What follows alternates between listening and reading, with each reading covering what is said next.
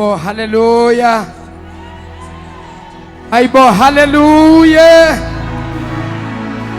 Ngicela bazalwane ke sishaya uNkulunkulu elikhulu ihlombe sililize sikikize. December 16 ngicela sishaya uNkulunkulu izandla. Ake nithi happy happy happy happy happy happy happy. For the last time ngicela siphinde futhi simshayele elikhulu ihlombe uNkulunkulu. Sishayela umoya ngcwele izandla kakhulu egameni leNkosi. Sishayela uJesu inkosi yamakhosi izandla. Umbusi wababusi ufakazi weqiniso uAlpha uOmega isiqalo nesiphetho owayekhona nokhona noyoba khona. Asimshayele isandla kakhulu bangcwele simbonge. Oh, glory to Jesus. Shaya izandla kakhulu lilize kakhulu. Moya longcwele. Ake sikhulisa amakhanda sivala amehlo ethu. Baba wethu ongcwele, emva kwemini uNkulunkulu siyabonga. Sibonga baba umzuzu, sibonga ihora, sibonga ithuba. Sibonga baba lolu suku, sibonga baba unyaka. Baba wethu ongcwele egameni leNkosi uJesu. Nangalesi sikhathi langa lokulunga. Baba wethu namandla onke, baba wethu longcwele. Babe sithi masilibiza amadimoni ayathuthumela nezifo ziyancibilika nemithi yabathakathi yabona. Bayethe uNkulunkulu ophilayo, bayethe mdala wezinsuku, bayethe sonini nanini, bayethe fakazi weqiniso, bayethe ndoda yamandla, bayethe ndoda yeyikhwepha. Wena ohlala mphisa amagebhugebhu kubukizwe langanqotshwa. Phakamana ngalesi sikhathi idwala. Yempatha amandla, yempatha inkazimulo, yempatha umlilo ngegama likaJesu waseNazaretha. Baba wethu oyingcwele, nangalesi sikhathi baba siyakhuleka kuwe. Baba siyathandaza egameni likaJesu. Baba simelana nemimoya yonke, onke amadimoni, onke amandla obumnyama, onke amadimoni akhoza ama-accident. Baba wethu oyingcwele egameni likaJesu, baba egameni eliphilile, yonke imimoya eplaniwe ukuba babizokhoza ama-accident, ukuba babizochitha igazi, baba wethu namandla siyayibopha ngegama likaJesu waseNazaretha. Sithi yehla mlilo odlayo, yehla mlilo oqothulayo, yehla nangalesi sikhathi egameni likaJesu waseNazaretha. Baba sikholwa izwi lakho elithi kasikho isikhali esiloliwe salolelwa thina esiyophumelela babe empilweni zethu. Sithi bayede uNkulunkulu usithwalile, usilondile kwaze kwaba lapha, usindlulisile ezintweni ezinzima, wasikhipha uNkulunkulu la bekuthiwa sizuphuma khona. Bayade nangalesi sikhathi, bayade dwala, bayade uNkulunkulu, bayade mdala wezinsuku. Baba wethu namandla onke, baba wethu longcwele, baba egameni likaJesu busisa nalifa lakho, busisa nabantwana bakho, busisa uNkulunkulu ongcwele abadele konke beza baba kulendlu. Baba wethu longcwele, zibonakalise empilweni zabo, vula iminyango uNkulunkulu, gashula izibopho, breaking qalekiso, hlalisa ibusiso phezu kwabo. Mababusiseke baba bephuma, mababusiseke Nkosi bengena. Baba wethu namandla, yelulisa sakho baba phezu kwabo egameni likaJesu waseNazaretha. Isibusiso ngiyasimemezela, isibusiso ngiyasireleasa baba phezu kwempilo zabo. Ngibreaking qalekiso zemindeni uNkulunkulu, ngihlalisa isibusiso ngegama likaJesu baba wethu oyingcwele ngiyabafahlisa bafahlise Jehova mabangene la kuthiwa kungenwe khona mabaphume la kuthiwa kuphunywe khona bayade uNkulunkulu bayade dwala bayade wena omdala kunezinsuku bayade ngqongqoshe bayade sonini nanini bayade mnikazi wempilo zethu mafunga angajiki usisa babifa lakho usisa abantwana bakho ngegama lenkosi yethu Yesu Kristu inkosi namandla shaya izandla zakho bese uyabonga ubonga uNkulunkulu egameni likaJesu cela ukuzwa umsindo cela ukuzwa inhlokomo wonke umuntu ashaya izandla avule umlomo abonga uNkulunkulu ngegama lenkosi yethu Yesu. Oh, glory to Jesus. One more time bazalwane ngicela ukuzwa isandla ngicela ukuzwa umsindo omkhulu ngicela ukuzwa umliliso. Oh yes Lord. Oh glory to Jesus. Phinda futhi ukumshaya izandla umoya ngcwele okhona phakathi kwethu. Mighty Jesus. Lord, you are worthy to be praised. Lord, you are worthy to be praised. Lord, you are worthy to be praised. Yes, you deserve. Lord, you are worthy. Lord, you are worthy. Lord, you are worthy. Lord, you are worthy. Lord, you are worthy to be praised. My Lord, you are worthy. Lord, you are worthy to be praised. Yes, you deserve. Lord, you are worthy. Lord, you are worthy.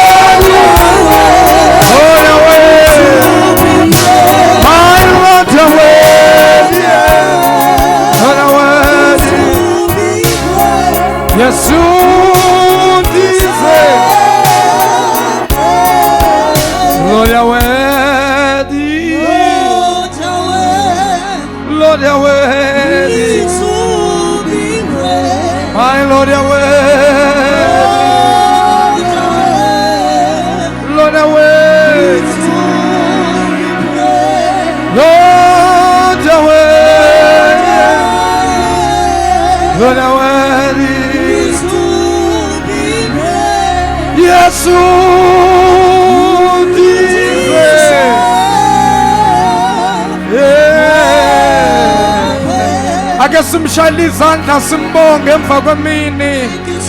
Ungcwele uNkulunkulu akekho njengaye. Uma sibheke emuva la sithathe khona moya ongcwele besingobani thina bezeni ukwenzelwa umusa ongaka.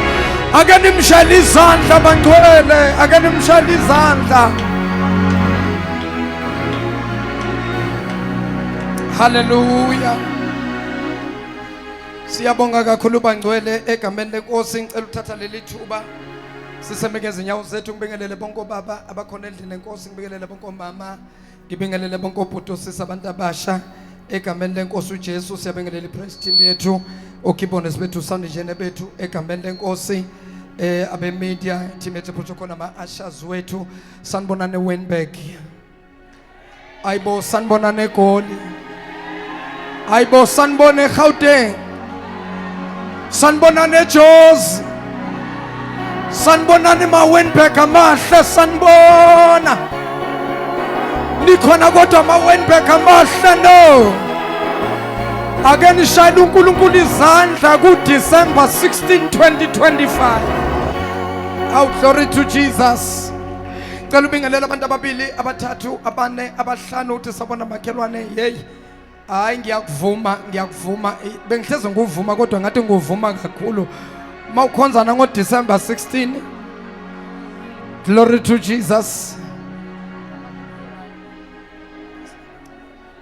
Hallelujah.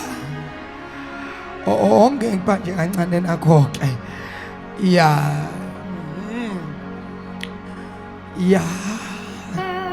sibonke.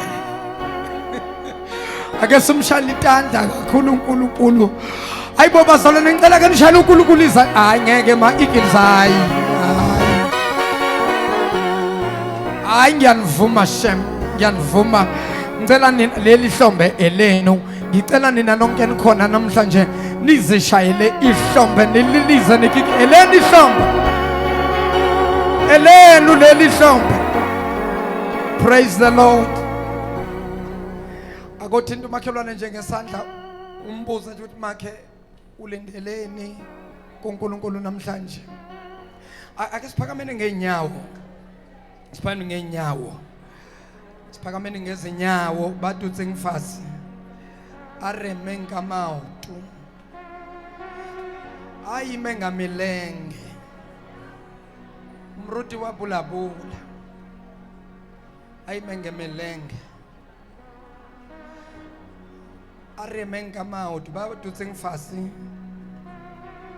uyahlonishwa ngumuntu kaNkulunkulu. Angazi noma abazalwane abangizwa yini laba abahlele phansi.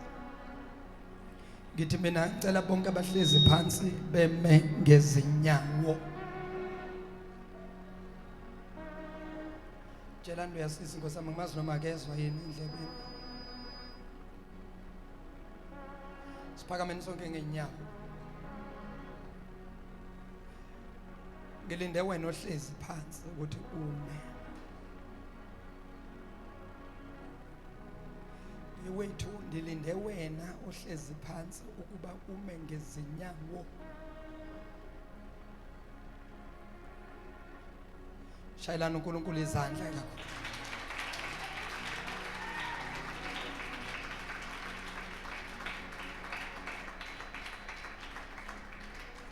Ibambeni ke le sisivala unyaka. Once ngaze ngakhuphuka ngaba la noma ngasiyimi noma ngabe imuphi umfundisi once wakhuphuka wemala sema ngeenyawo until aze athi singahlala phansi. Lokho kubonisa ukuhlonipha, inhlonipho leyo, inhlonipho leyo, honor. Even of course ngiyesaba ukuthi izokwenza kanje noma sesimeme abantu abakhulu. Hallelujah. So noma sesibize ama-guest abantu abakhulu vele nihlalele phansi bengakasho bese bathatha ngathi kusho ukuthi abafundiswa kule bandla, kanti siyanifundisa. Ngicela nishayele izandla ngo-16 December.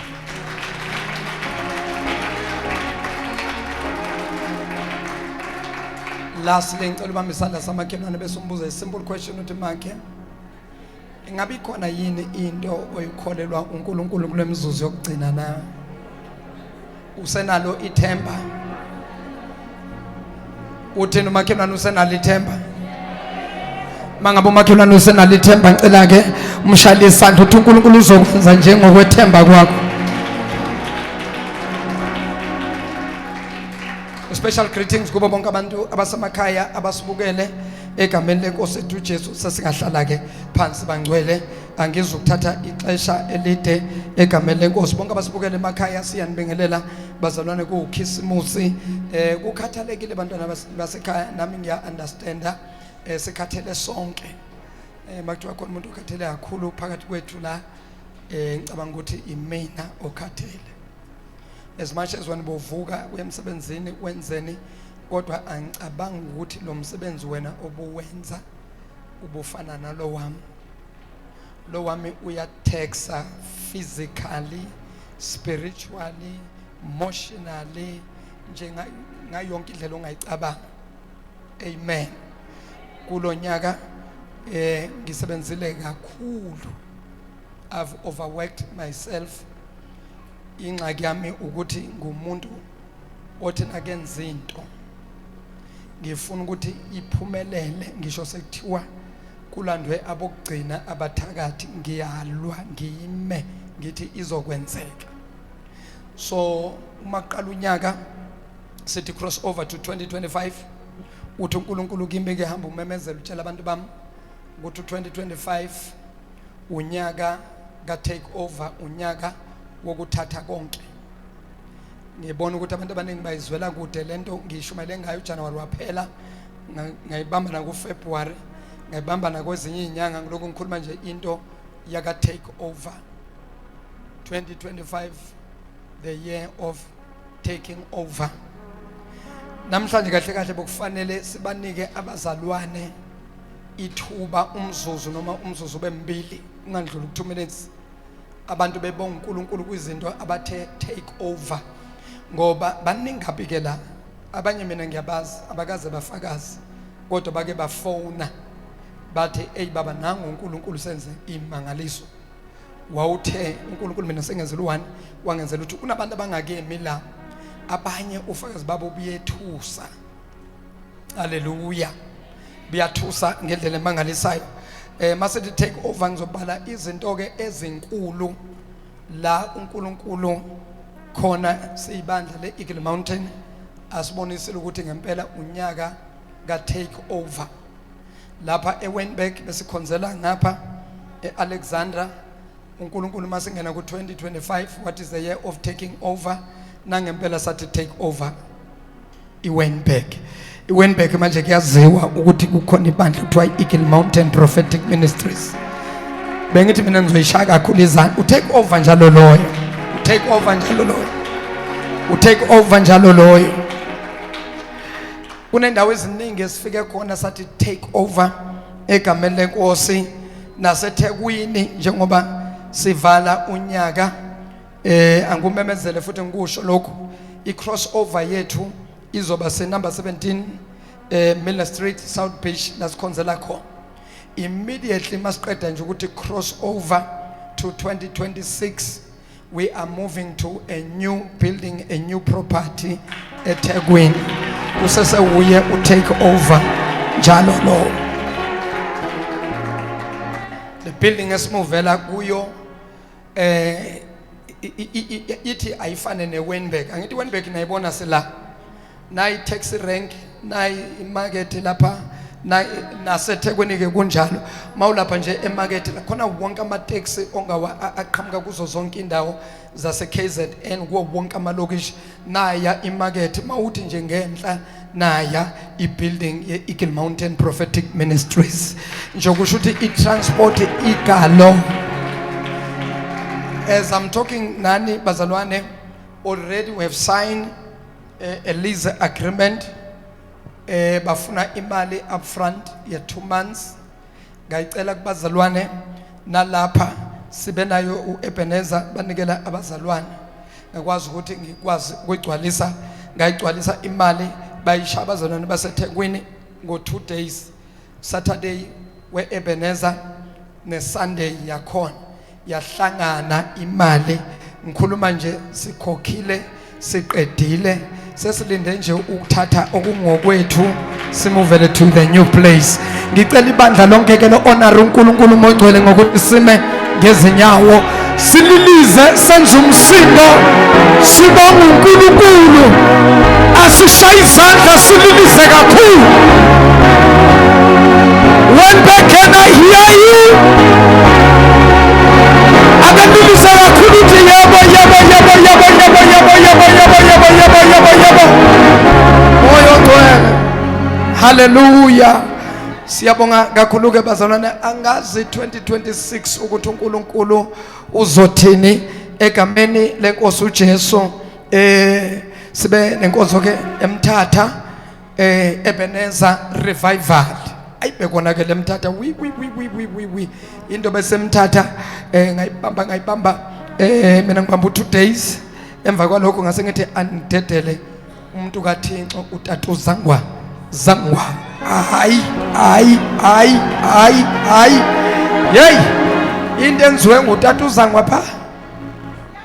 Hayi ngeke bazalwane, ngithi tata andisekho eAlex ndiseWynberg.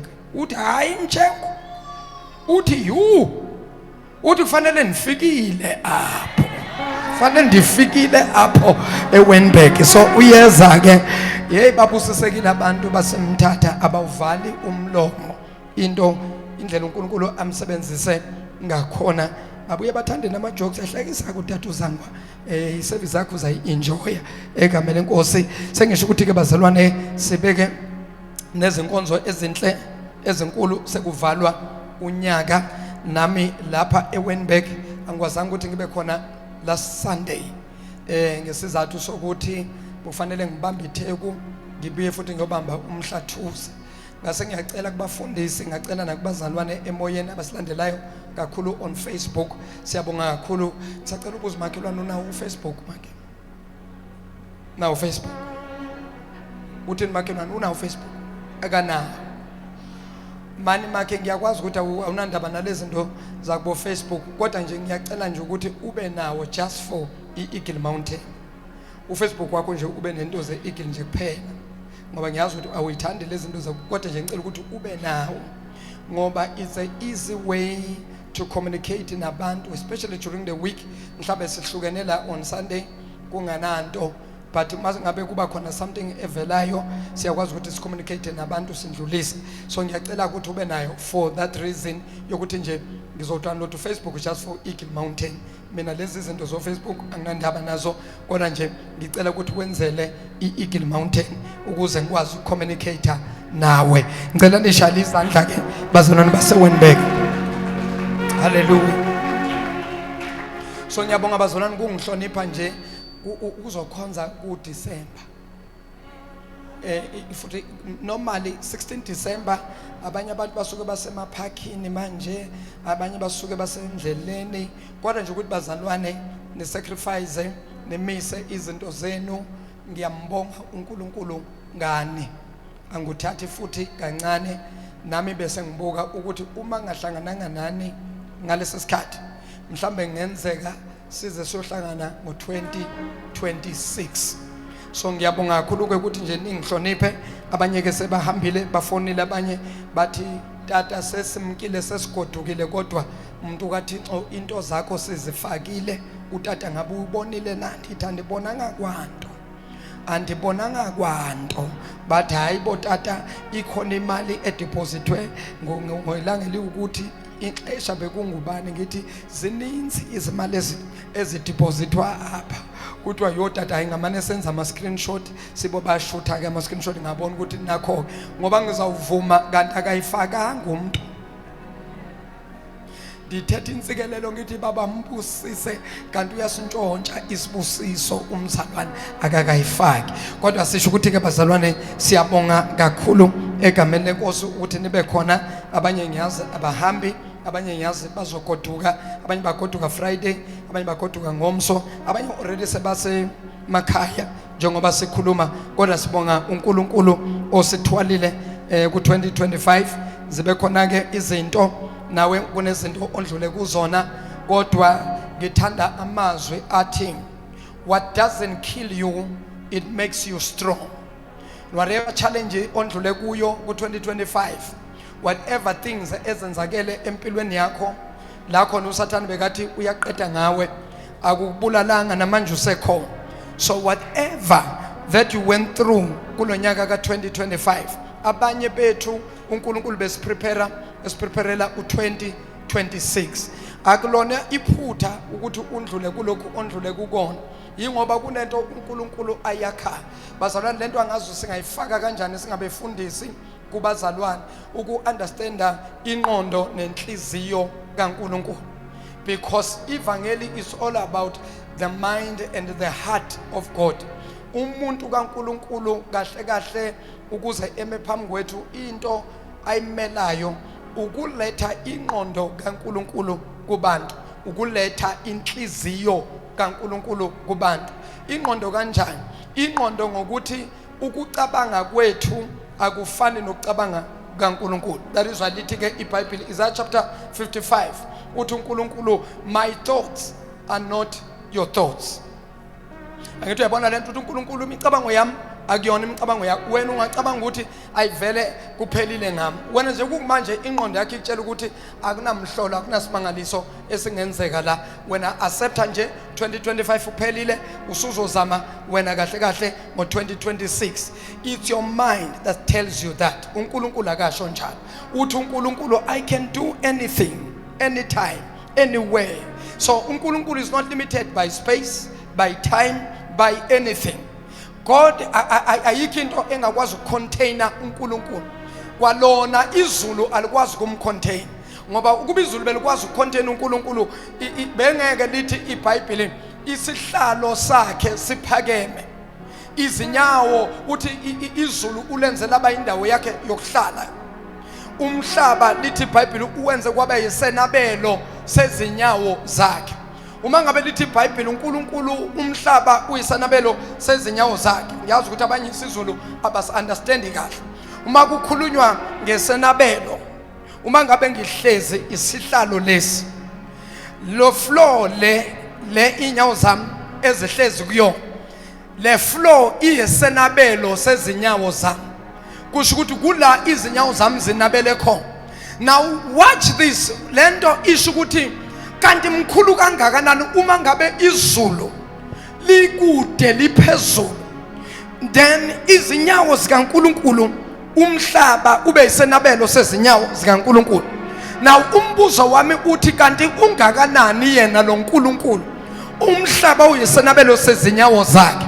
Kusho ukuthi uNkulunkulu the way amkhulu ngakhona mayehlezi still inyawo zakhe zikwazi ukuthinta umhlaba. Kanti how big and how great is this God?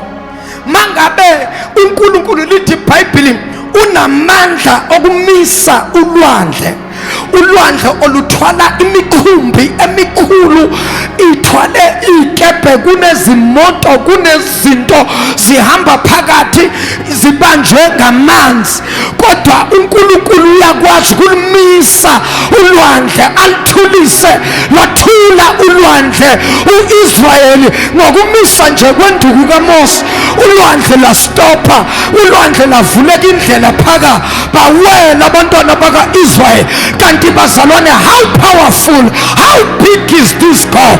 Kanti lo nkulunkulu njani lo, lokwazi ukubisa umphefumulo osohlukene nenyama, wafa washona umuntu, uNkulunkulu abamba umphefumulo, awubambe awubisele enyameni, uthi na ungene enyameni avuka umuntu aphila. Kanti how big and how great is this God? Ngiyama understand umhlabeleli nakathi how great thou art.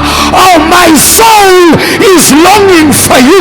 Uthi David, as the deer panted for the water, so is my soul. Njengendlunzela yomela amanzi omfula, unjalo umphefumulo wami unqanela uThixo. Ake nimqhubele isandla. The great I am, the almighty God, the sovereign Lord, the King of kings, the Lord of lords, the great I am, the one who was, the one who is. Ake nimshayele ihlombe elikhulu,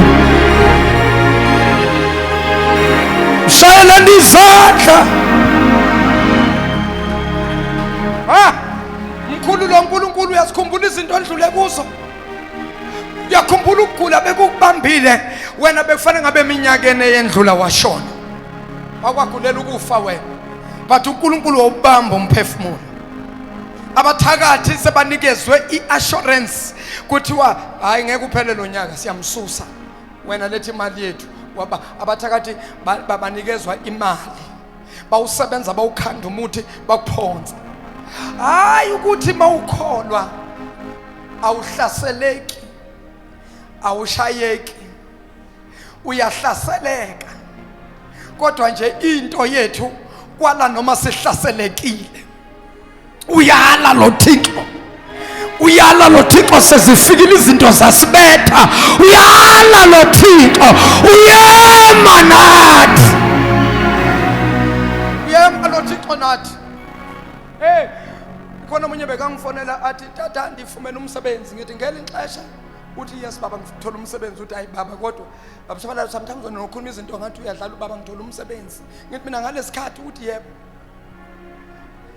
Uthi angiyazi nje baba. Ngithi mina manake ubambela abantu abaye emaholidayini noma. Uthi baba isimanga ngake nga-applya kule company, ngaya for interview abazange bangithatha, but this time bangithathile baba. Ngikhuluma nawe ngipermanent, mina kuyoshaya uJanuwari nje ngisebenza ngipermanent. Kanti unjani lo nkulunkulu, kanti unjani lo Thixo, kanti mkhobela isandla bangcwele.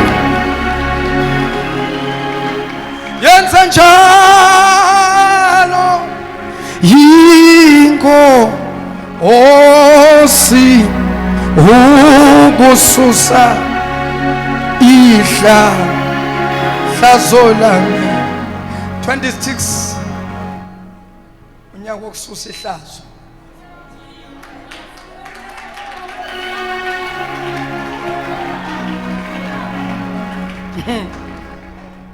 Ngizikhulumela kanje,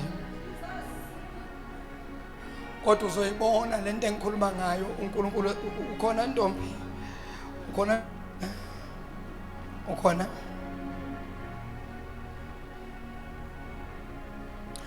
ungangiblame ndoda, nami ngizwe umkhonyana athi ntombi, kanti manje ngiyabuza ukuthi hayi embiza ngegama lamantombazana, kanti isibongo sakho uNtombela.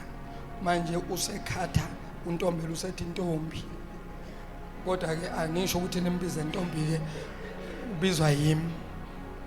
Mamelani ke bazalwane, sipreparela ukuyongena onyakeni omusha.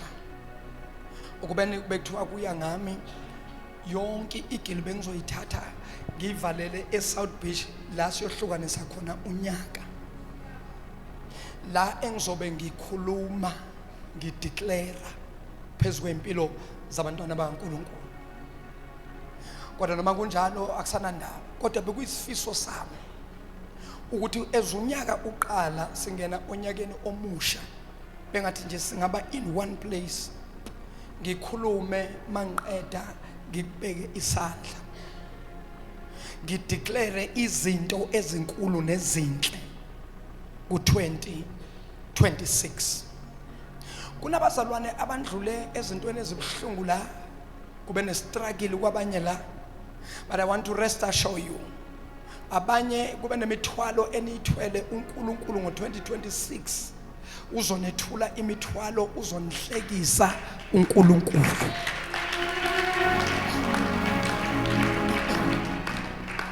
Wake wahleka uSara, kufike ingilosi kaNkulunkulu yathi uzokhulelwa uthola umntwana. Wathi uSara mathi hayi kahle. Wake wahleka owaseshuneme umuntu kaNkulunkulu amtshela ukuthi ngalesi sikhathi ngonyaka ozayo uzobe uneyakho ingane. Wahleka lo mama wathi hey kahle baba, hayi lezo itori nalezo ingane kade kwasangitshelwa zona, wayithatha ngathi istory kwangathi ingane kwani. Kanti this time sekufike umuntu kaThixo okhuluma, othetha izinto zenzeke. Ubabamba amagama akhulunywa umuntu kaNkulunkulu. Nje kulesikhathi abazalwana babambe ama message ami wokugcina, because somehow ama message wami wokugcina wamanje from November to December akuchanela, akupositiona to your breakthrough, because kunento nakuwe uNkulunkulu ayisebenzayo.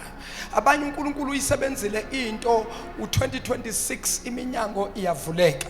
Le minyaka endlulile kunento beyisasetshenzwa kuwe. Ngicela bazalwane nimshaya isandla uNkulunkulu mangabona.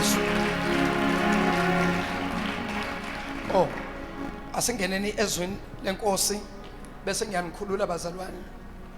Niphekile emakhaya? Aniphekanga? Nibhekile? Anibhekanga? Aniphekanga? Anibhekanga? Oh, nishisa inyama? Nenyama nishisa?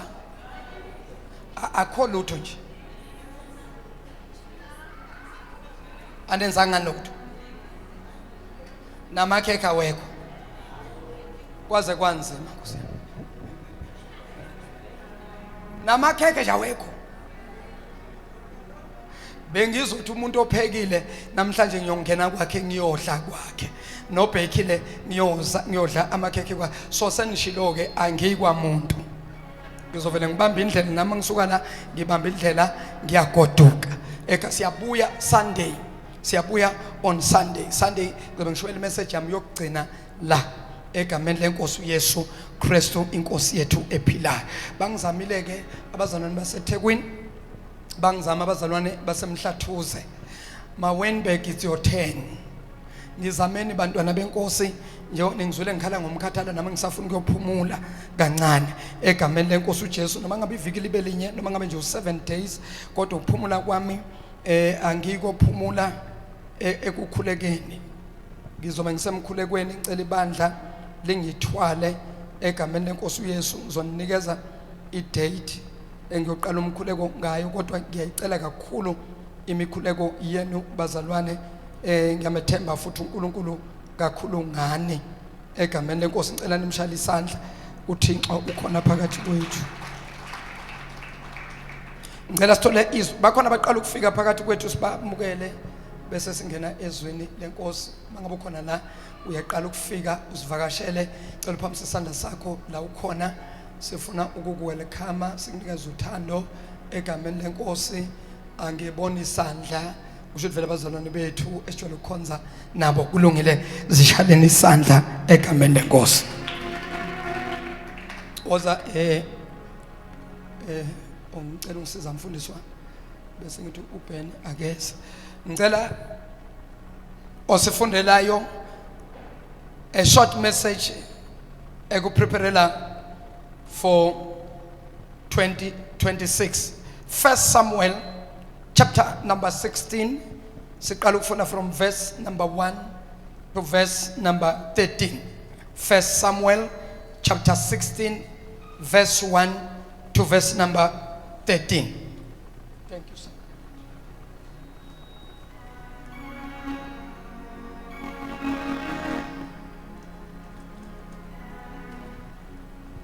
Yabonga mfundisi wami.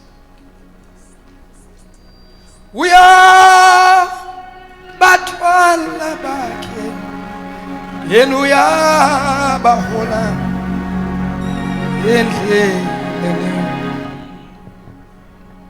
We are batwala bakhe yena uyabahola endleleni.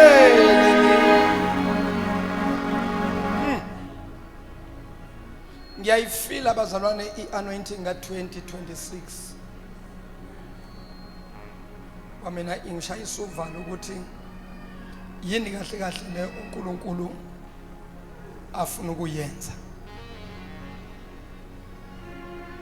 That is why I'm trying by all means ukuthi ngi-align everybody everywhere la ngihamba khona. I'm aligning people ukuthi ababe sendleleni kaNkulunkulu ngoba ngisaba izulu izinto elizozenza. Hallelujah. Ayibo hallelujah. Angicela nishala befundisi bonke izandla. Nkosi yami bafundisi bami. God bless you. uNkulunkulu anibusise egameni lenkosi uJesu. Nakho ke sekuyalunga. Ngicela ngiphe nje u30 minutes half an hour ngizobe sengiqedile egameni lenkosi.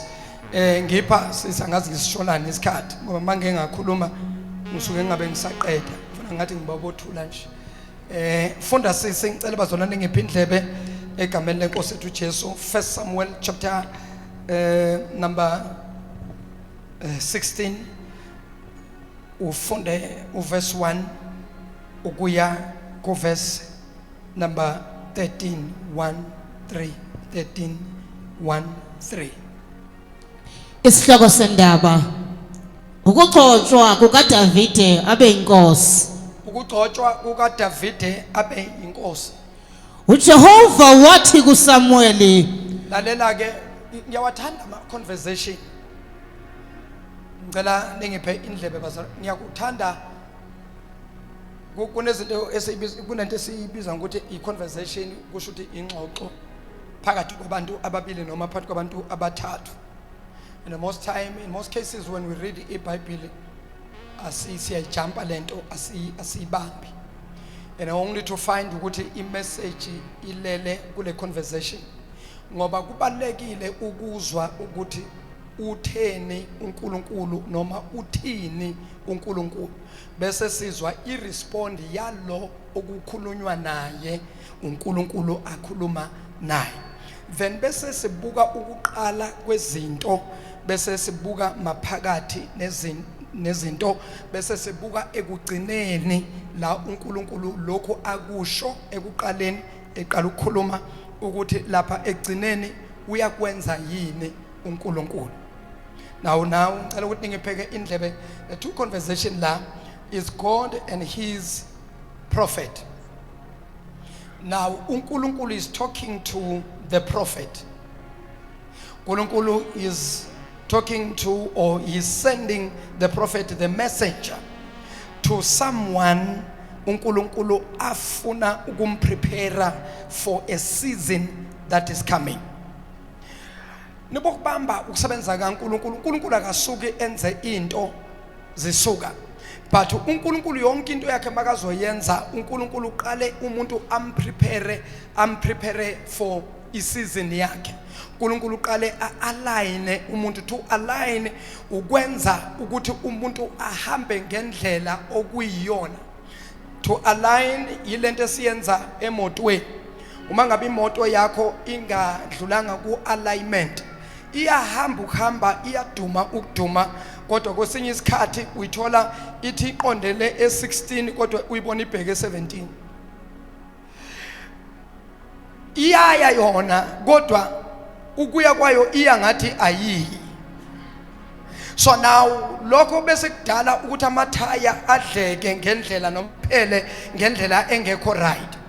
So now uma sithi ke athi umuntu ngisayisa imoto ku alignment, kusho ukuthi uthi ngisayofaka imoto emshinini okuyiqondisa ukuhamba kwayo.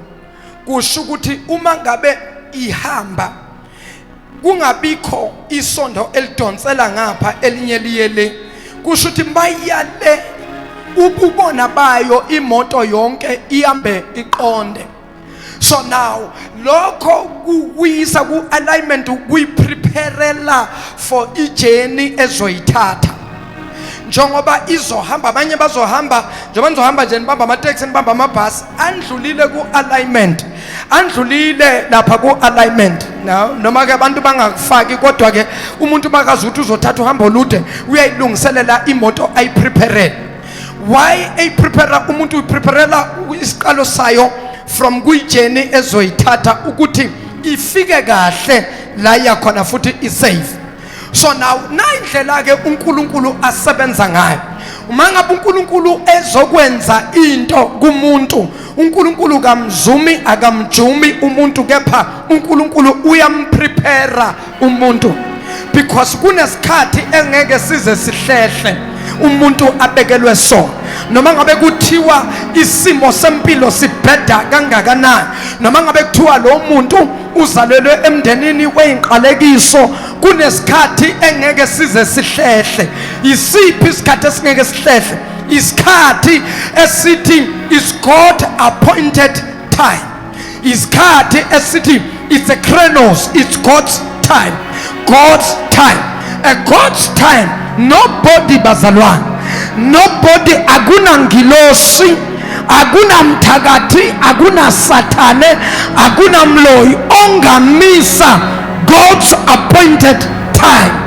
If God has appointed a certain time for your breakthrough, nobody can prevent you to receive that which that God has restored for you. Amukho noma ngathiwa ayikho into yake yavela kule ya family, ayikho into yavela kulomndeni. Abantu bakhona bayahluphekela bonke, bayazalwa bakhule baguge bafe bengenalutho, kodwa ndithi mina makukhona umuntu kuloyo mndeni uNkulunkulu ambekele isikhathi, noma kungaba ne-delay, noma bangakudelay mntana sekhaya, noma bangazibamba izinto zakho, kodwa lasekufika ixesha likaThixo uNkulunkulu uphinyuka balibele bakuvalile, uphinyuka baloko libambile. Yini enza ukuthi uphinyuke? Yini into enza ukuthi uthi breakthrough is God appointed time. Nobody, no powers from heaven above, on earth, under the sea, under the water, nobody can delay your time. Nobody can delay your season. Nobody can delay isikhathi sakho. Masesifikile sisuka sesifikile. Yabona abantu abehlelwa yizinto emva kwenhlupheko, akusikhona ukuthi leminye iminyaka bebengazami bebazama. Umbuzo uthi pho why bengenzeki? Bekungakafiki ixesha likaThixo, ngoba ixesha likaThixo nexesha lomuntu azifani. Thina empilweni siyazibekela isikhathi ngonyaka ukuthi ngesikhathi at this age ngifuna ngibe sengishadile. Thina siyazibekela isikhathi, mina at this time I want to be driving my own car. Uyazibekela isikhathi, kodwa isikhathi sakho nesikhathi sikaThixo ikhathi ezimbili ezingafani. Can I say something lana? Ixesha lakho nexesha likaThixo izinto ezingafani. Kukhona ixesha lomuntu, kukhona ixesha labantu, bese kuba khona ixesha likaThixo. Ikhona into ebizwa ngokuthi isikhathi sikaNkulunkulu. Isikhathi sikaNkulunkulu sidefine abazalwane, sehlula inature, sehlula izinto, sidefine noma sehlula izinto abesekuthiwa osiyazi bese bathe angeke, noma sekuthiwa uNkulunkulu uyamenzela. Yabona uSara, abantu abesayensi abebiology bake bayi-check into kaSara uma ngabe amthatha u-Abraham amhambise endaweni, bathi yazi Abraham, sibuhlungu ukukutshela ukuthi at this age angeke kuze kwenzeke. Into kumele niyenze ukuthi nje ni-accepte ukuthi uNkulunkulu kaniphanga abantwana. Kwakuyisikhathi esasibekwe abantu, kwakuyisikhathi esasibekwe yisayensi, isikhathi sebiology, kodwa kwafika isikhathi sikaThixo. Wathi uNkulunkulu nakafika, wafika kugogo, wamyeka uSara eyintombi, wamyeka uSara ewusisi, wamyeka at the early age yobugogo, wamyeka la sangene khona uSara sangugogo impela. uNkulunkulu ufika kuye at the age of 85 years. 85 years batho dokotela akunamhlola, akunasimangaliso la. Amukho umuntu owabeletha wakhulela wabeletha at the age of 60, 65. uSara wayeno 85 years. Lalela ngimtshele bazalwa, kodwa kwathi nakufika uNkulunkulu waphambana makhushatha. uThixo waphambana namaxesha abantu, uThixo waphambana nesibeleko ukuthi sikwazi ukucontaina at the age of 85, because it's impossible bazalwane, it's impossible ukuthi a womb can carry a baby at the age of 85. It's impossible. If you don't believe me, go to any doctor and ask the doctor, is it possible ukuthi umuntu at the age of 65 angakhulelwa? Bazokutshela ukuthi usuke sekandlulile esikhathini sokukhulelwa, kodwa uNkulunkulu waphambana nescience, waphambana nebiology. Lalela mntana sekhaya, kungenzeka nawe njengamanje isikhathi obekelwe sona bathi abantu angeke kwenzeke. uNkulunkulu uyathanda ukuvela ngalesikhathi lesi okuthiwa akunamhlolo, akunasimangaliso esizokwenzeka. Uyafika uThixo. Athi indaba ababili bathathu uyafika uNkulunkulu. Uyafika uNkulunkulu, sekuvala iminyango kwathiwa akunasimangaliso la, akunamhlolo la, kodwa uyafika uThixo. Uyafika uNkulunkulu. Futhi ngiyamthanda uNkulunkulu mangabe uke wadileya empilweni, ngoba dinayali bazalwane makhura basa. Hey, uyathanda uNkulunkulu ukudileya. Adileya uNkulunkulu kwesinye isikhathi izinto esikhulekelayo, sikhulekela izinto ezibizwa ukuthi siqale ngokudileya before zenzeka.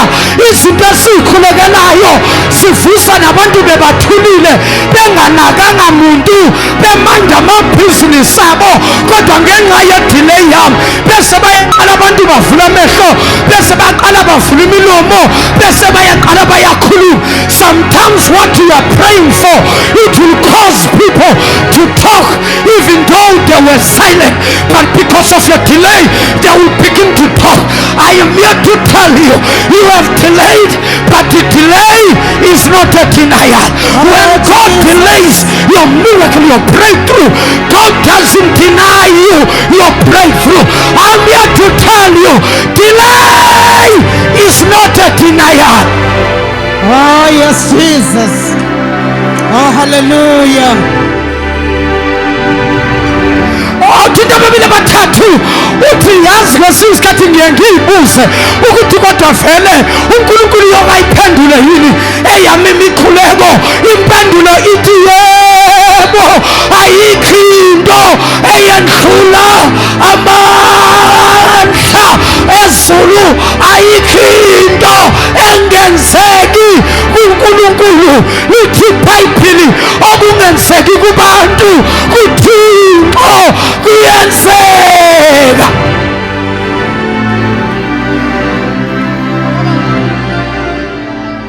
Baba, sengiyathandaza. Mawungangibambanga mntana sekhaya, ayibona ne-2026. Kodwa kunabantu engithunyelwe ukuthi ngizoba prepare. Wena nje ungamangala kwesisikhathi wayewehlelwa.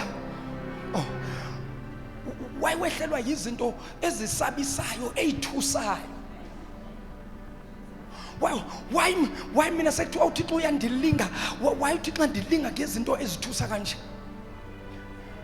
Omunye athi angazi noma isilingo noma usathane amadimoni. One way or the other, uNkulunkulu there's something ayiwekayo kuwe. Abanye abazalwane behlelwa yizinto ezinzima ezethusa, angathi mangasixoxela istory sakhe sithi hayibosisi. Serious, athi serious. Uthi mara kodwa ungazuke kanti uNkulunkulu njengoba ivumela ukuthi wehlelwe yilento, kunento ayitrainayo kuwe ukuthi ukwesaba izinto eziscary uzijwayele. Ngoba imagine if ungehlelwanga yizinto ezithusayo, uNkulunkulu akushaye nge-10 million, ungaphanjanelwa ikhanda, ungakadli ngisho isenti.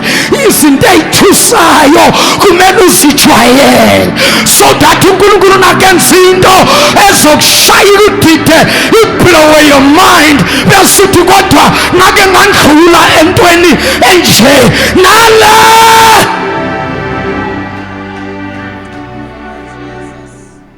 Abanye abantu abahlelwa izinto andabazi ukuthi bakutraining kaNkulunkulu. Uyafuza ukuthi mara mina yini ikhese baba, ngiyasola ekhaya ngathi wehlelwa izinto eziscary. Siyathusa izinto ezikwehlelayo. Wakwabanjwa abafana bathi bayaqeda ngawo bathi bakudlwengula bathi nje somewhere somehow you survived. And nawe namhlanje nawe uzibuza ukuthi ngasurvive kanjani kulabafana, ngoba lomunye ngangimbona wayephethe umesi, lomunye ngambona wayephethe isibhamu, kodwa babaleka nezibhamu nemmesi kumuntu ongaphethanga lutho. Kwakutrainwa your faith, kutrainwa isibindi sakho, your courage. That is why athi uNkulunkulu kuJoshua, Joshua, be courageous, be strong. Joshua, why uNkulunkulu athi kuJoshua, be strong and be courageous? Because Joshua, what is going to show up, what is going to come now, there are things going to shock you. Because Joshua was a young man, and yet he had to carry multitudes of people, millions of people. After the leadership of Moses, Joshua had to take over. And when Joshua takes over, Joshua, be strong, be courageous. Ngoba uJoshua ubone izinto abandlule kuzo kodwa akazibone ezizayo. Ngale uNkulunkulu usebone the sons of Anak.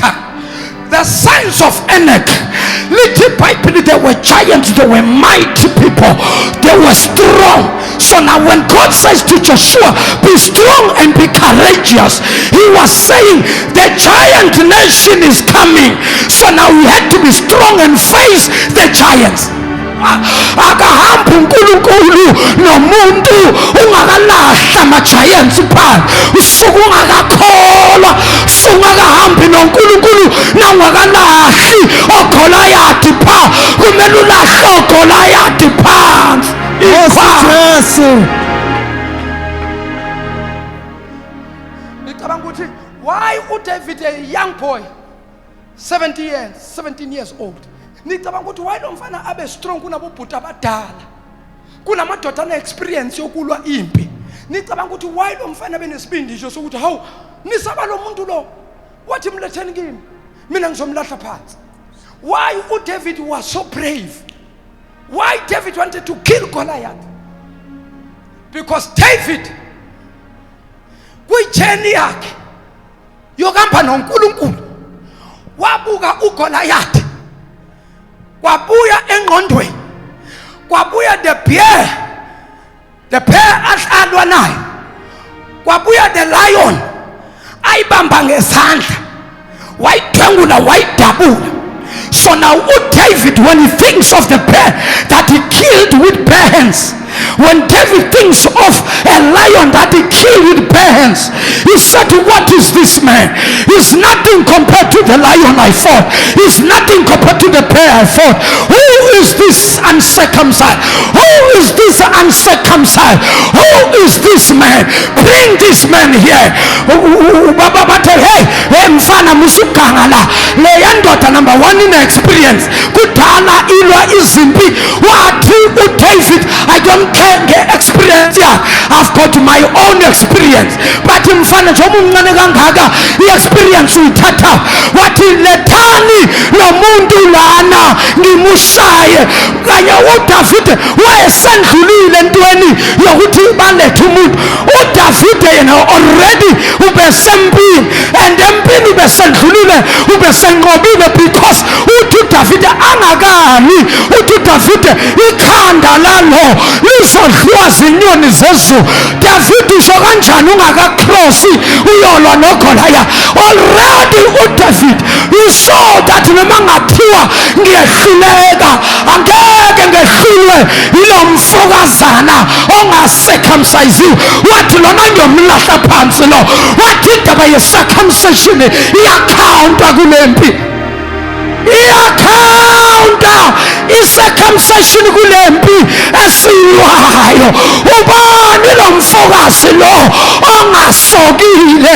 Ngamanye amagama, ubani lo thuka impi kaJehova? Who is this man? Who is this man? What did David bring him on? Bring bring him on, bring him on. Bathe baba mfana uzolimala wathi uDavid ake ngidlule kulaba. uDavid akazongo wabuza umbuzo wandlula mfundisi wabe sekathi uyonikwani umuntu oyolwa. Ngamanye amagama uDavid usandlulile empini, uDavid seka ku reward. Silolu hlobo oluthi sazongena empini thina we are thinking of the reward. Asicabangi ngempi kodwa sicabanga thina ngento ezotholwa after a victory. Oh, hallelujah.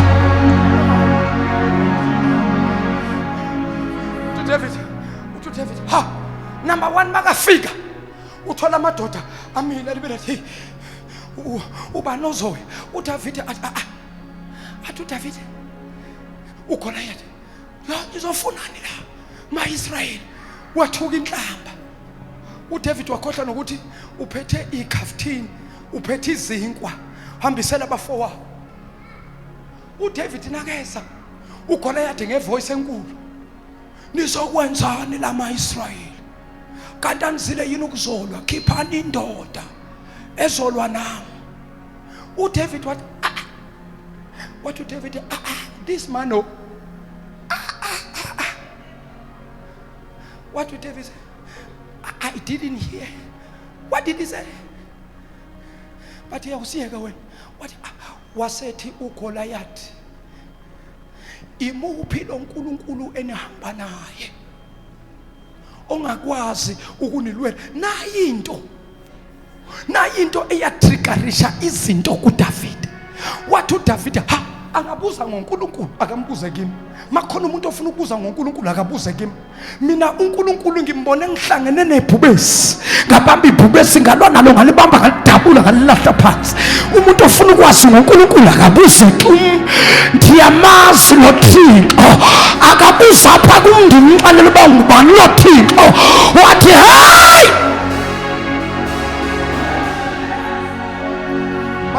wafika kumadoda empi, wafika lo mfana senqamile mani kwasho maxhosa, wafika selangqamile, wafika tata selangqamile.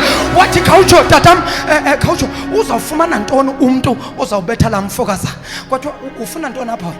Izimvu zikatata kusiyo noba ithi iBhayibheli wandlula, khangafuna uagiwisha naye, wandlula. Because if you need victory, if you need to overcome, when you come across people that will discourage you, discouragement. This one young discourage you and rula, we are going to be now. Wesibili maka discourage you and rula, we are going to start na another discourage you and rula, we are going to sin. Always sin. Wapendula watingizile kwangathi kuthiwa ozoshaya uGoliathi uzonikezwa umhlaba, uzophinde futhi eshadiswe nendodakazi yenkosi. Wathi uDavid, the honor is mine, give this man to me, I will deal with Goliath. But mfana kahle le ndoda lena iyalwa baba, ine experience, ihlula izizwe eziningi, yahlula amakhosi. Wathi uDavid, I don't care, give me Goliath, please give me Goliath. David uthembeni mfana kangaka? Ngithemba uJehova owaba nami, ngilwane ngonyama, ngilwa nebhere, walinqoba uJehova.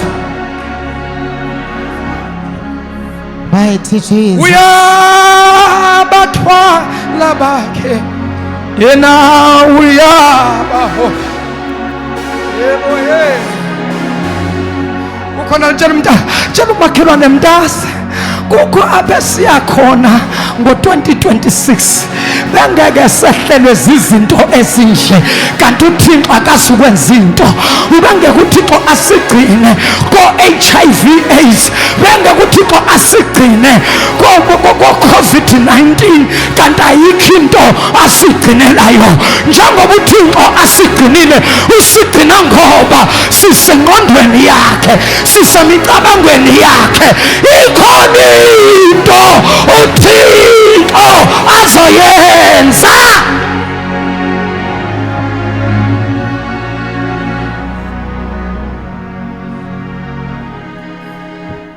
Uzumakhelwane ufuna ukudla kuphi ukudla?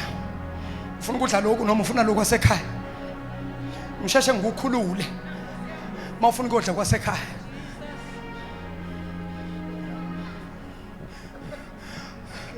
Khawumbuza uba ufuna ukutya kuphi utsha? Ufuna ukutya kwasekhaya okanye ufuna ukutya kukamoya? O batla ho ja dijo dife ngwaneso tsa lapeng o dijo tsa moya? Ke dife dijo tse di batlang? Ba batlang dijo tsa moya, Modimo tlo etsa mehlolo. Ba tjho jwalo Basotho ba re o tia mehlolo. Modimo wa rena o tia mehlolo. Ke Modimo wa mehlolo. Ba bangata mona le sa mbone Modimo. Le tsabeha matsohlong la khumama ka mangwele la re ka nnete Jehova ke Modimo.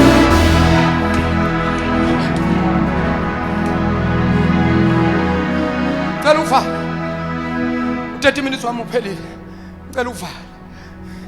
Iakhawunta into ohlangabezana nayo empilweni. Wathi uNkulunkulu abazalwana abaningi angakathi renew our minds.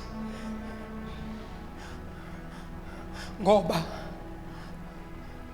umuntu mayegula akabulawa yilento emphethe, kodwa ubulawa yizinto azizwayo.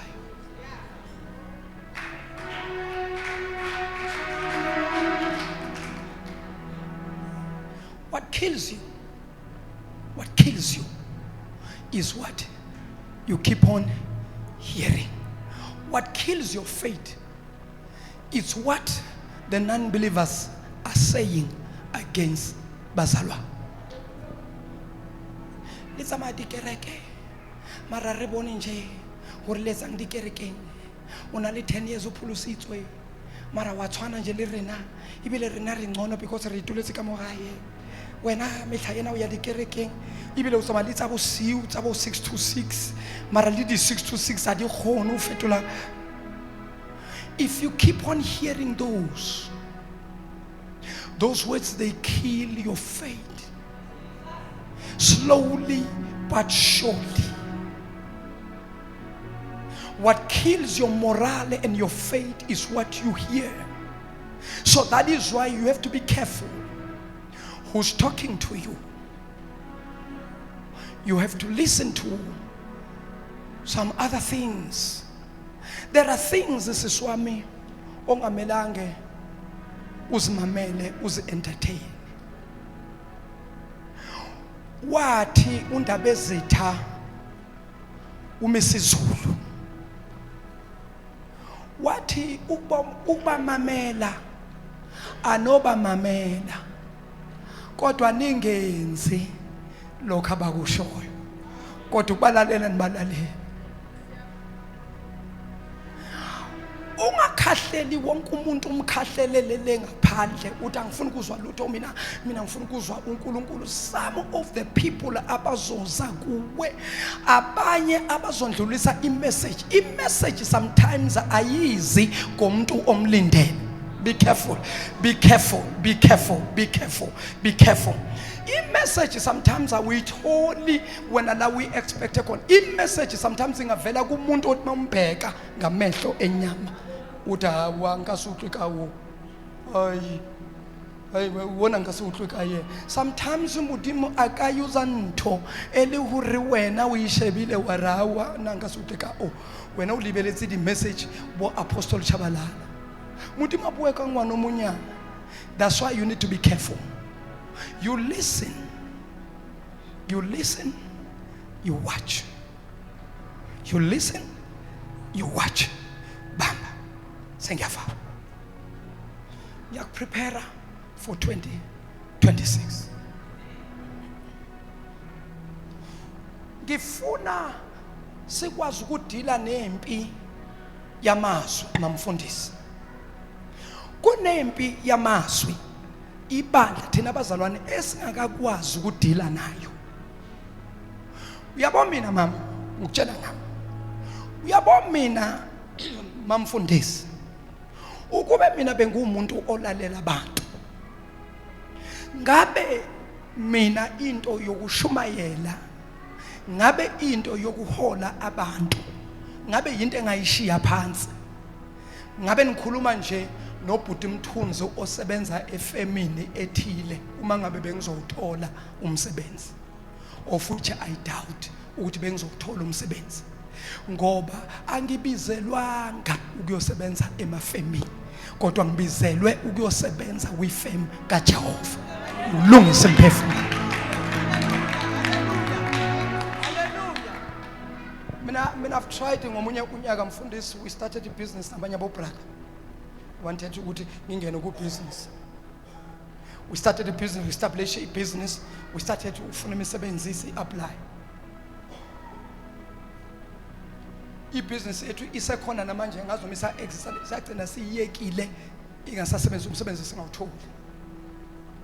One time ngomunye unyaka ngathi uNkulunkulu ngicela ukuthi njoba kuzoqala unyaka nebusiness yami, ngicela ibusiness esiyiqalile wathi uNkulunkulu bengithulile ngubukile. You are not called for such. Mina, if I will be involved in the business, mfundisi, I will be involved indirect, not direct. Once ngaba direct ngangena direct ku business kanti manje singatenderish sengenza mina lalela mntana sekhaya nginawo ku connection. Mina I've got a lot of people engabakhulekela abaku high positions. Kusasa ngathumela ama document ami ngithi bafethu ngicela ngiphe umsebenzi. Mina bangavuka ekseni bachabalala na umsebenzi, banganginika umsebenzi. But lalela ngingathi sengiwutholile umsebenzi vele leyo lokuzana ivele icancel lokuvele izinto. Ngoba uNkulunkulu uzocheka lokuthi ke manje lo soyenza kusiyo lenkuphize leyo. And God knows, one time I was praying, cela imali kuNkulunkulu ngathi Nkosi lento yokushumayela ngicela ukuyeka ngibuyele emumva emafemini ngoyisebenzela, angikaze ngibe nenkinga ngisayisebenzela, ngangisebenza ngifaithful ngikhipha okweshow, ngikhathele ucela kubazalwane ngifuna umsebenzi uNkulunkulu lo ngiyawuyeka. Wathi uNkulunkulu ngeke ukwazi, but this thing is not all about you, but there are souls that are connected to you. So now, if you are living souls, if I let you go one your servants, what about the souls as connected to you? Yemntana sekhakusi mistake ukutubela. No, it's not a mistake ukutubela. Baningi ababefundisi la eGauteng, baningi ababefundisi, baningi abamasonto la. Kodwa wayeke wonke wezala because into yakho ukunalento athi mayekhuluma omunye umfundisi uthi yashumayela lenceku kaThixo ndiyayiva, kodwa kunalento engithi mina nangimi phambi kwakho ngikhulume nawe, kunento ethi kodwa babashabalala Nkosi yami yingoba izinto zakho zilinki ziqondene nami, into zakho mele zikhulunywe yimi njengoba ngilapha nje ngizokhuluma izinto zabantu. Namhlanje ngizoprepare abantu for 2026. Ngifuna ukuthi ungene with grand style ku 2026. Abanye benu lapha nisazondlalelwa o red carpet o white carpet. Abanye benu la umhlawumbe 26 angeke aphele uzobe uhamba phezulu carpet omhlophe, mhlawumbe uyohamba phezulu carpet o red, angazi kodwa kuzondlalelwa. Tandaza shabalala bamba na impi ibandla ufanele lidile nayo. Hawu kodwa Nkosi yami,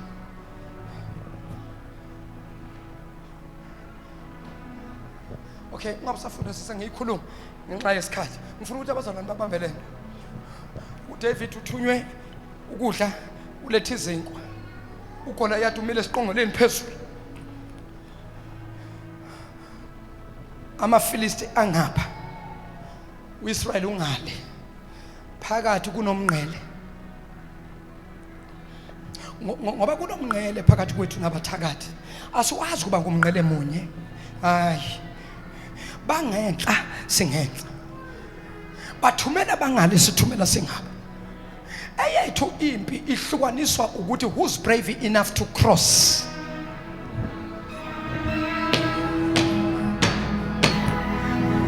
Impi phakathi kwethu nabathakathi nabaloyi yehlukaniswa umngqele.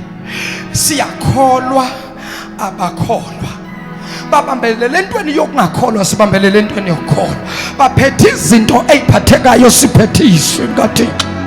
Kunezinto abazenzayo, kunezinto esizenzayo, kodwa thina yonke yethu yenziwa ngomkhuleko. Kodwa kunomngcele phakathi, abangapha bayingane. Uyasimangaza nje wena ngapha uphinde uye ngale, ukephi kahle kahle. Sixaka wena, mina sixaka wena, ngoba phela wathi wena khetha uJesu, kodwa ngelilanga sike sikubone endumbeni. Ha? Udlalela yiphi team kahle kahle?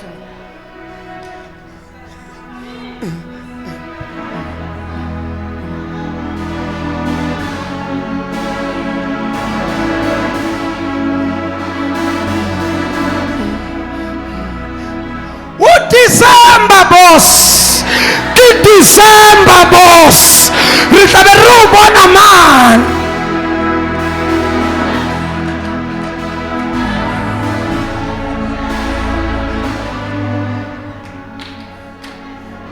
Buya fika uJanuary, sifika uJanuary wena bese besikubona itomoto oh hi tomato.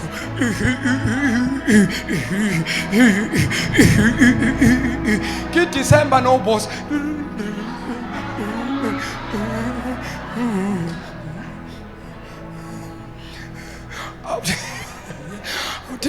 Awuthinta umakhelwane ke December boss. Ke December boss.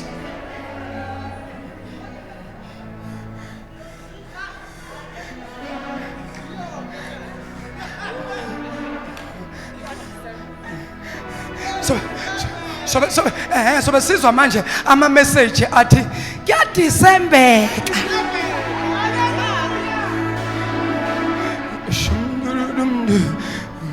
Kuya Decembeka. Vala shabala. Ngoba manje sokhona uzobanyathela amakhona lapha. Ngoba sokhona bathola ama invitations. Uyabona namanje sekhona abantu engibamoshele isikhathi. Ngoba zijulukile fridge manje.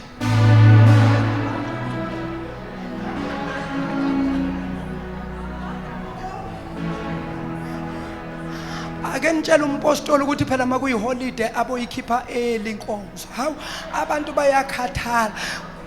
Yilokho ngempela isizathu ileso ngempela. Hey, thula shabala. Thula moya wami. Awuthula moya wami, we moya wenula. Kata mrutika lebo kisaya phapatso ngwana beso ke a gutla, sa phapatso ngisaya emakethe ngiyabuya. Thula moya wami,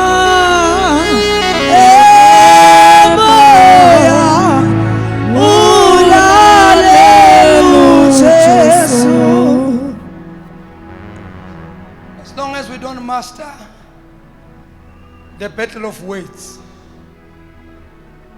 we will always come second. As long as we don't master the battle of words. Ngithi phakathi kwethu nezitha zethu kunempi yamazwi. Ngicela bazalwane bangibambe.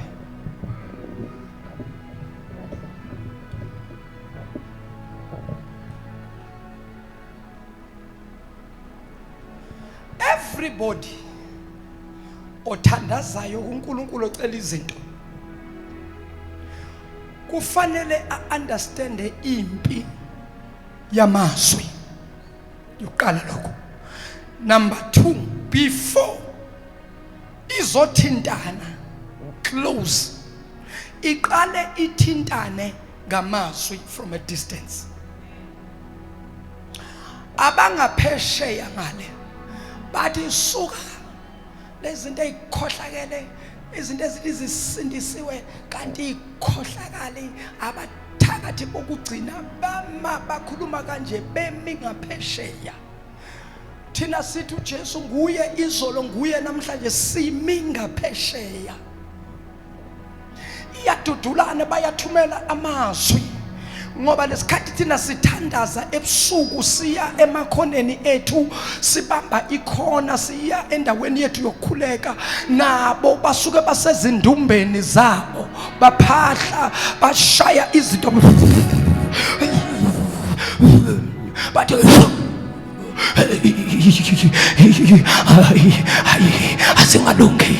asingalungi izinto zakhe konke uyakwenza siyakukhansela siyakubopha.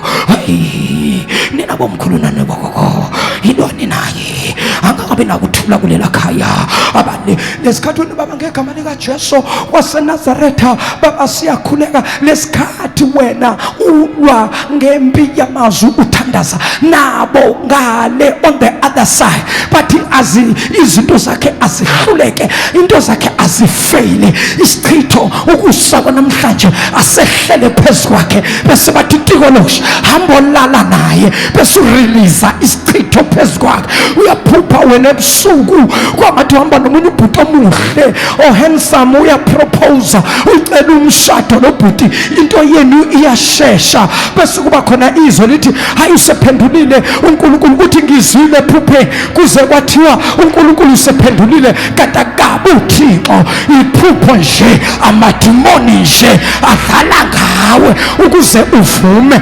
Omunye azaphuphe ngisho naye umpostoli ecela umshado athi awungiyavuma umpostoli kantakabu umpostoli lo muntu uza the devil is a liar.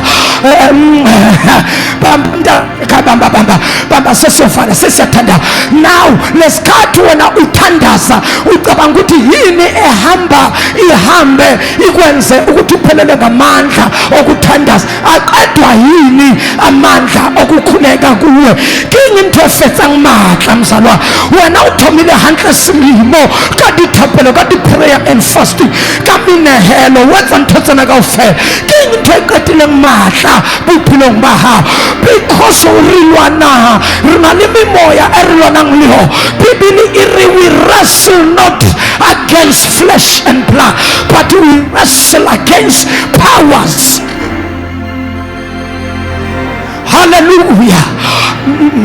Kuna mimoya esibambana nayo noma wena ungebone ngamehlo akho kodwa kunento enzakalayo sometimes nawuvuka ekseni uyayivuka amahlombe lawa aheavy anzima kwesinye isikhathi uvuke izandla zivuvukele zibuhlungu ingoba bowulwa uvuka idolo libuhlungu ingoba bowulwa bosempini mntana sekha abanye bavuka anescratch umkokotlo anali scratch mosifahleho umakane ushebe phethe ushebe msamelo uri ana huna linto ekariyankarapanyana mo sam uthintitha ucheka ubelitso hauna nix mara kinto escratch bengmo kimimoya kimadimoni amangwe amanala ashap kiwona nolwana luwana bawuthwara awukarapa babatlamati aha afuna igasi lakho. That is why now uvuka unescratch ungadlali mntana sekha because everyone wakes up in the morning with a scratch. You must pray and claim your blood because sometimes a scratch they just need a drop of your blood.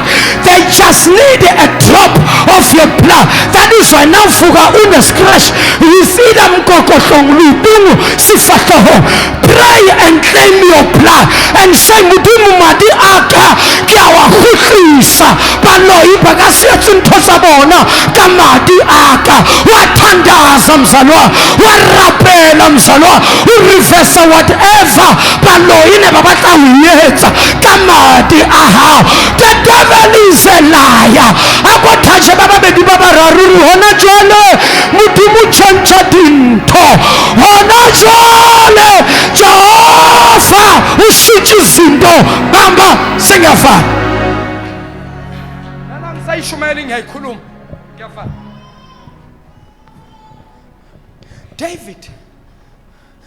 David mastered. Number one, David mastered the battle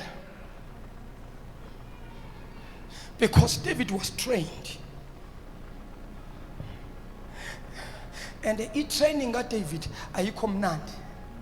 Mayiqala nje zisuka phansi i-training kaDavid ihamba ne-rejection. Rejection. Ifemela bamzwisisi. Ubaba uWes. Phela ekhaya wazondwa ubaba. Nathi noma besinganandaba. Mara ngoba uzondwa ubaba nathi sizama ukuthi phela ubaba siyancengela nathi kubaba. Zonda umntana sekhaya ngoba ubaba angamthandi nawe soyamzonda. Ukuthi baba ngani nobaba awazi. Kwesisikhathi uyazi. Kodwa kusho ukuthi wena fanele uzonda ingane yakini ngoba naku ubaba angayizwisisi. Nokwenza njani uNkulunkulu mayemkhumbula ubaba? Ngoba umuntu anganihlanganisa ngamakhanda mayiqeda ahambe. Uzokwenza njani? Usazobuya uri awusi koma. Abuti koma. Wena nakwela ntate aphila mo no sari abuti no sari aus. Sele wena jwale. Tsama untatwa. Hamruti jwale ha o jwang mruti o shore re ska tshwarela. O tshwarela re tshwarela. O tshwarela are na choice ngwaneso re tshwarela. Mara re tshwarela ngwaneso ro be in a distance. Because are sa o tshepa. Ska re sola. Are o tshepe. Because when I know ema khathano le batho ba ema khathano le runa re tla tshepa jwang. Ro tshepa jwang. Ho rata ngwaneso ra o rata ngwaneso mara ena keep your distance.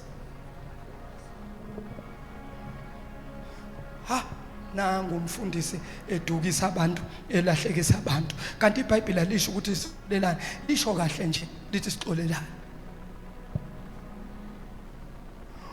Makuthiwa kukhona into engengayifuni empilweni. Ukushayeka ngento engake ngashayeka ngayo.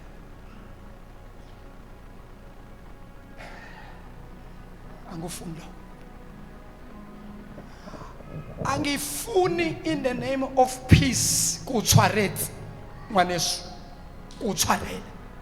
Ngiphinde ngishayeke ngento engake ngashayeka ngayo ngenxa ukuthi ngubuyisile ngakusondeza. In the name of ngenza uxolo nawe. Ngikuxolela mntana sekhaya. But keep your distance, I'll keep mine. Ngoba kunzima ukushaywa umuntu nixolelane aphinde futhi akuphinde isithu ngoba wena umbuyisile. Koqala ngaxolela kuzoba nzima ukuthi kuxolele kwesibili. As much as ngikholwa. Koqala wangishaya ngento ukuthi kwesibili usungishanga le. Hey, iBhayibheli kodwa lithi ngixole. Yezothi inzima kanjani? Xolela, ngizoxolela kodwa sekuyoba nzima kuloko kwesibili. So it's better ngikuxolele, sixolelane, sikhulumisane, but keep your distance or keep my distance. Ngicela ukuvala. David, ya fast forward man. uDavid uyafika uphethe izinto abafowabo basempini. uGoliath uyakhwaza, uyathuka, ubiza inhlamba. Udelela ngisho noNkulunkulu uGoliath ngoba abave badelela abantu. Yazi kunabantu abaziqhwaga baze babe blind bangaboni. Umuntu adelele azadelele ngisho uNkulunkulu. Uthi na uthi wena uNkulunkulu athi we ngazongitshela ngoNkulunkulu wena uphi uNkulunkulu. Ucabanga ukuthi uNkulunkulu mngabe bekakhona bekakuyekela uhlupheke kanje. Uyayizwa mo reasoning yakhe ngathi it makes sense. Kunezinto ezizwakala nezibukeka engathi vele abantu abangakholwa baqinisile yethe zibe zingama. Uma umzalwane ongekho strong ungadiverta ugcine siwenza izinto ezenziwa ngabantu abangakhona ngenxa yokuthi ulalele izinto abazishoyo kanti ukuluza kwakho ukholo kuNkulunkulu. That is why it's very important. Listen what people are saying. If uyazi ukuthi le umoya wami awambisanayo, get away from that group. Ngoba uzolimaza umuntu wangaphakathi. Ngoba umuntu wangaphakathi uyafihlwa. Uyala ngaye. Bokubona umama mangabe kuliwa mhlambe uku-abusive lokhuzana umama ubaba lapho uyamshaya umama athatha ingane adonsa ingane umama ayibeke esifubeni athi baba ngizakukhahlela anakathi avike ngale ngane okanye avike kodwa ingane ayiprotect uyavika nje uloku uvikela nangu abusive boyfriend or whoever khulelwa intombazana uzokukhahlela mina ngizokukhahlela lesikhathi athi le ntombazana yenza sho ayivikeli yona ivikela into eyiphethe uvika azathi ufihla lento umbambe wena la ebusweni umkhahlele yena uvikela lento ngamani ushaya ubuso bami kodwa lento engiyiphethe no. So into engaphakathi iyafihlwa futhi iyagcinwa ngamane ngifike sengimanxeba kodwa into engiyiphethe ngaphakathi ibefihliwe ngiyazi angizwakali kodwa bakhona abangizwayo iyafihlwa into yangaphakathi. Come on David fika sekushesha lokumfana uzonikwani umuntu ozoshaya oqala umbuzo oqala uthi ungubani lo mfokazana othuka impi kaJehova. Ezinye izinto uma nisibona silwa akusikhona ukuthi singene indaba zabantu kodwa silwela lento yokuthi asikwazi ukuthi singathi singabazalwa sithi siyakholwa siphemithe izinto la esazi kahle ukuthi uNkulunkulu akahambisani nazo kodwa thina siyivumele in the name of asifuna ukujaja. Adlana la igile ngeke nikubone lokho.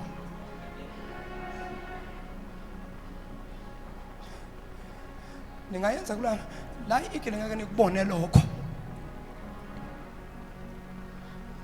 What David ungubani lo mfokazana othuka impi kaJehova? The concern kaDavid. Who is this man who's insulting the army of God? You don't insult the army of God. You can insult anything but not the army. Because the army is our defense.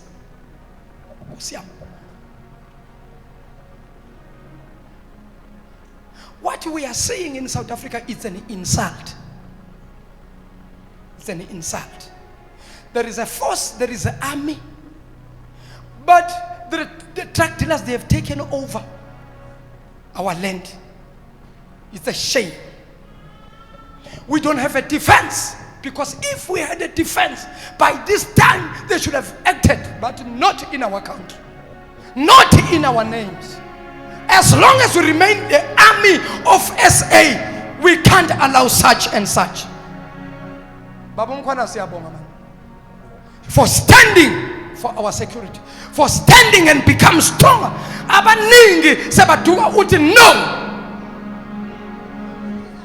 Like a soldier in the army, I'm saying for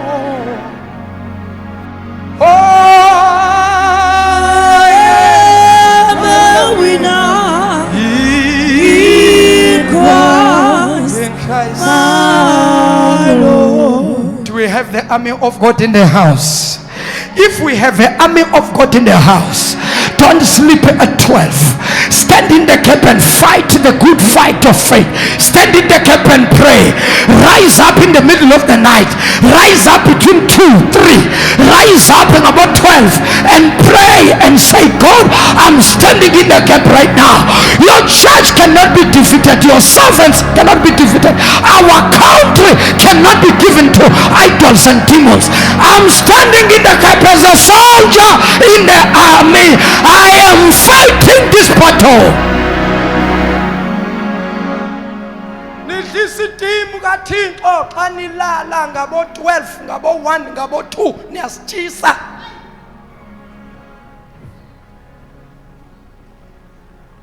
Niyasitshisa. uyayitshisa ne-Eagle Mountain, uyayitshisa notata umpostile niyamtshisa, uyasabalaza. Kodwa kwezinye insuku ngizwa kunzima ku-10th, kanti abazalwane balele. David wafika impi ibambene ngeyihluthi, kodwa kushoda nje ozogadla.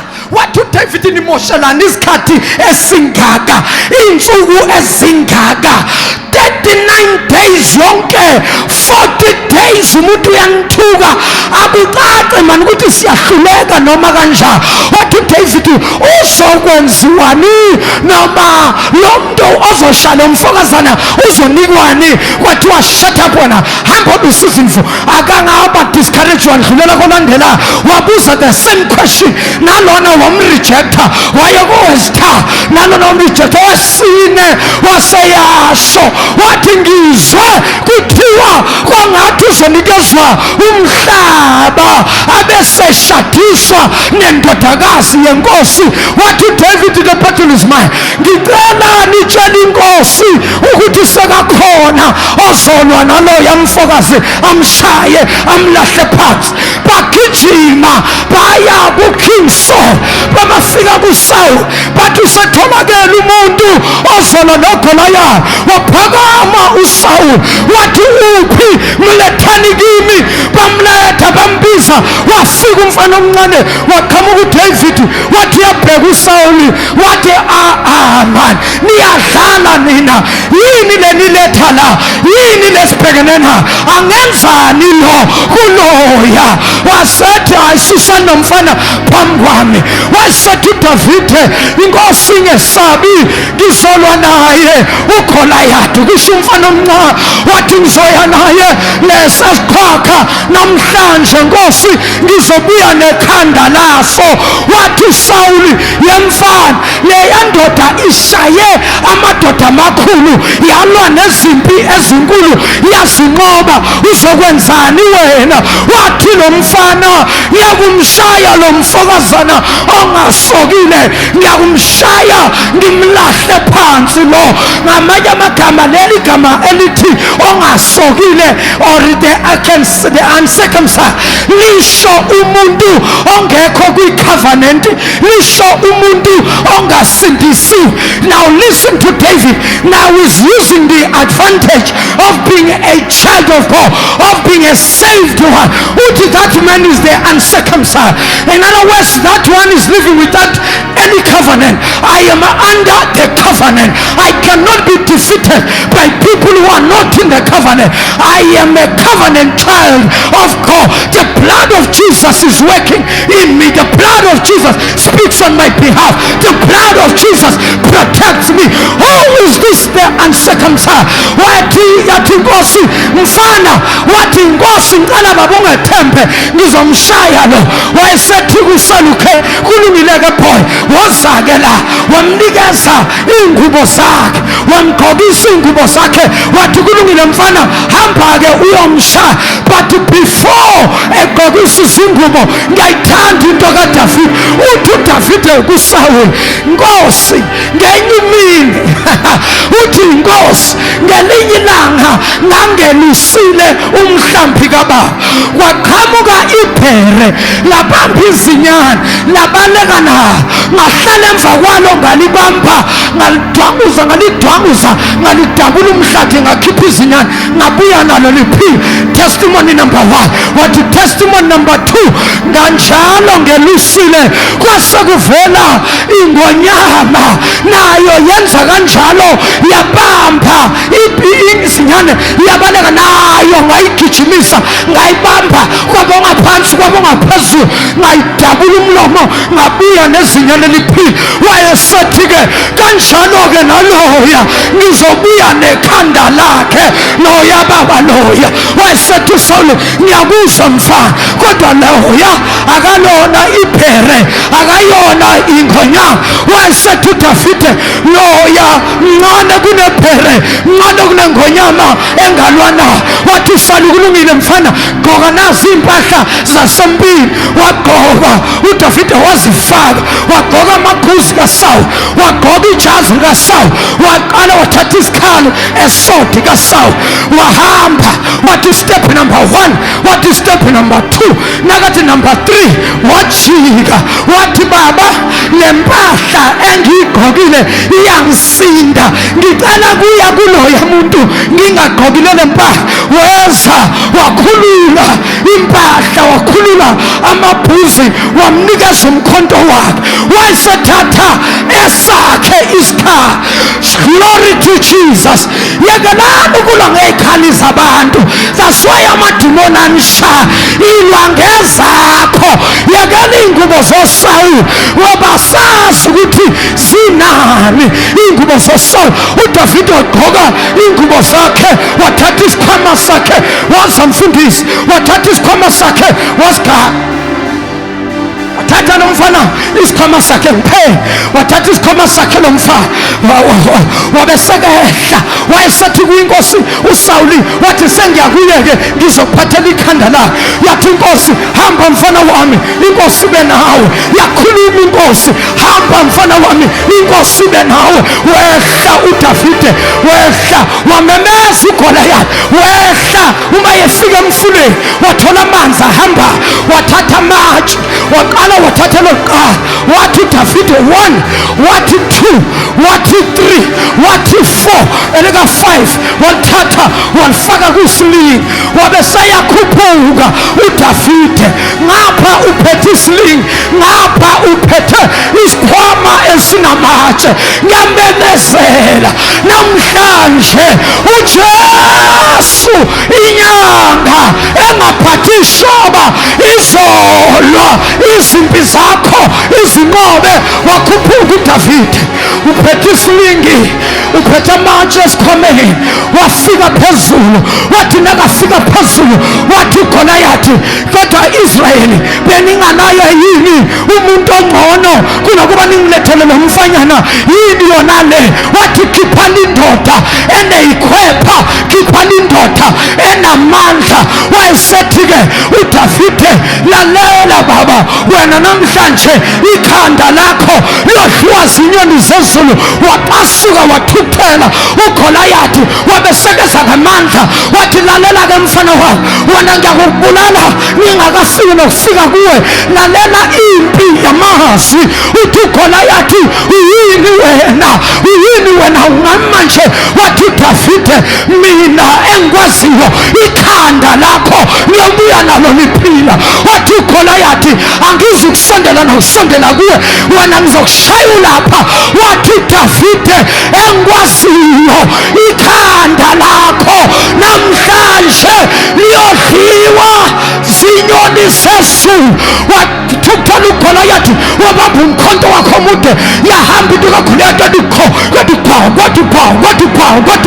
Wathi pha lesikhathesa uDavide wena wayeza ethi namhlanje ikhanda lakho liyodliwa zinyoni zezulu.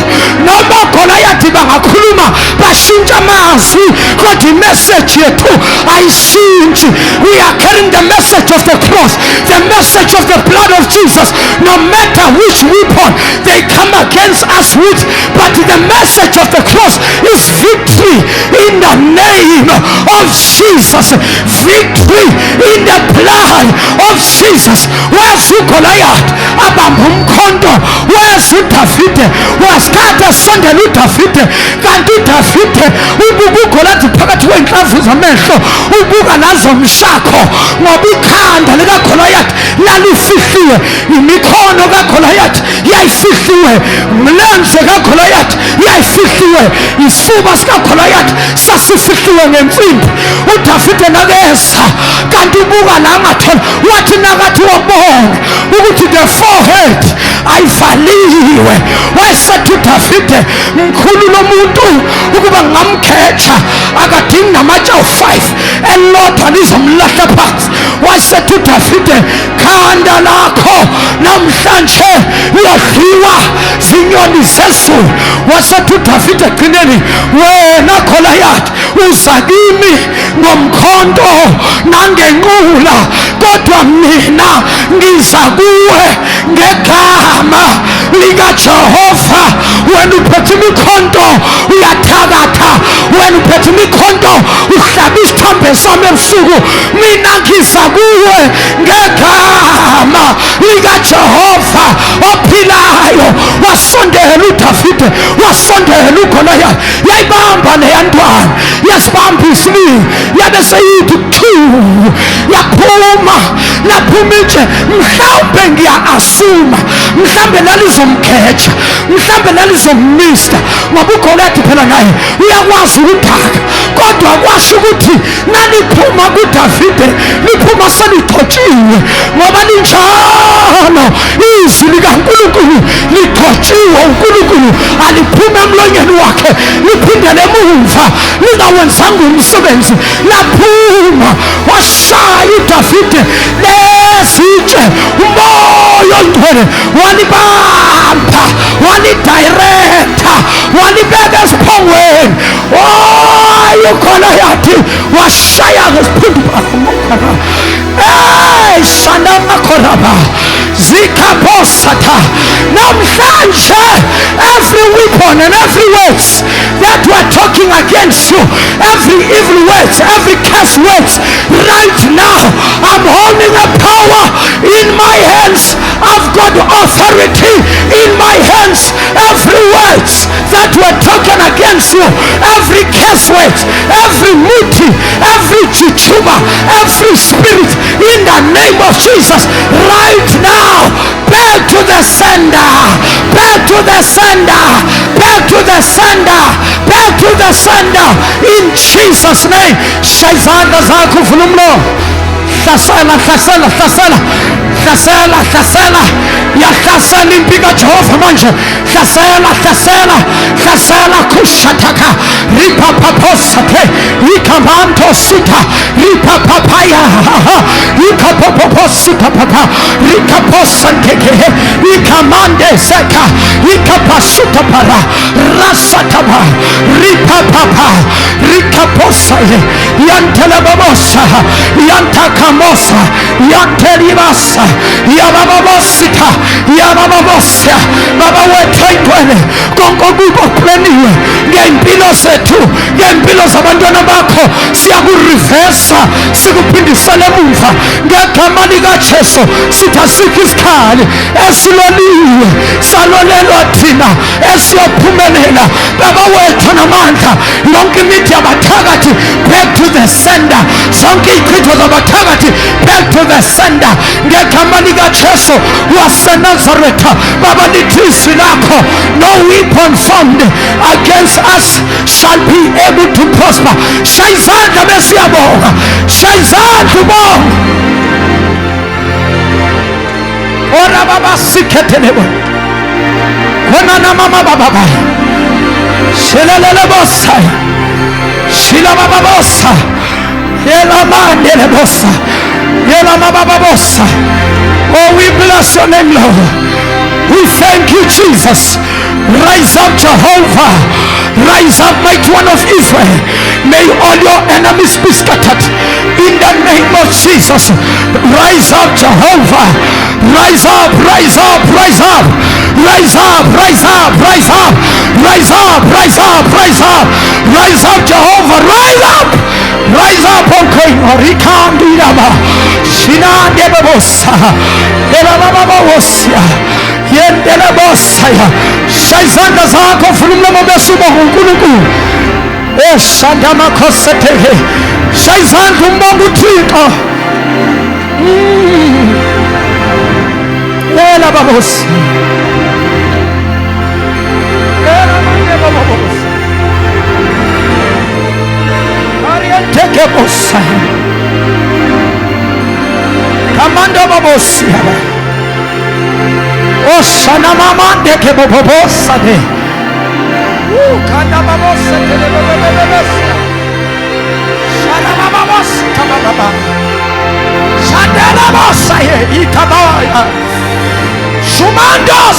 papa ekamabosa yonke imimoya yama-accident uNkulunkulu siyayikhansela, siyayibopha phezulu emkhathini, siyayibopha ngaphansi kolwandle, siyayibopha ngaphansi emathunjini omhlaba, siyayibopha empambaneni zemigwaqo, siyayibopha kuzo zonke izigodlo la kuphehla khona imithi bese kubizwa amagama ethu. Baba wethu oyingcwele, izinto zabaloyi, ama-plans abaloyi, konke abakuplanile kubuyela mumva, kubuyela mumva, kubuyela mumva ngegama likaJesu waseNazaretha. Sishaye izandla ubonge uNkulunkulu.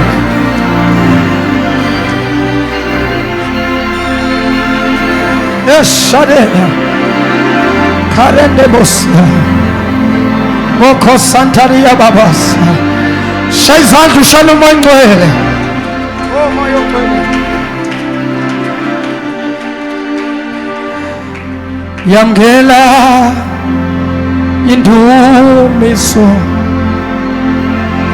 yamkela indumiso, yamkela indumiso, Nkosi yethu yamkela indumiso, yamkela indumiso, yamkela indumiso, uyinkosi yethu yamkela indumiso,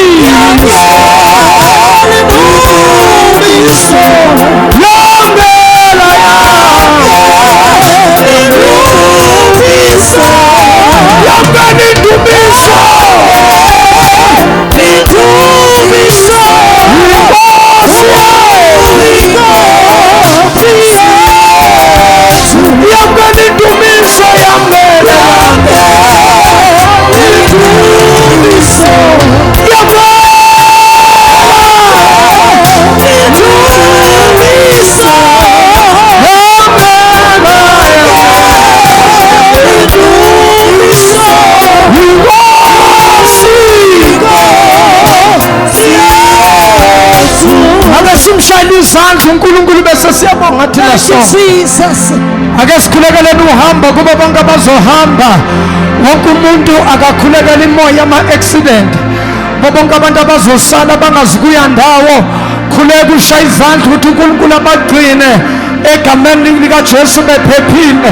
Shaya izandla zakho, khulekela imoya uma-accident. Baba wethu oyingcwele kulo lonke izwekazi lase-Afrika, Baba wethu namandla ngalesi sikhathi sisondela kuwe uNkulunkulu oyingcwele egameni likaJesu.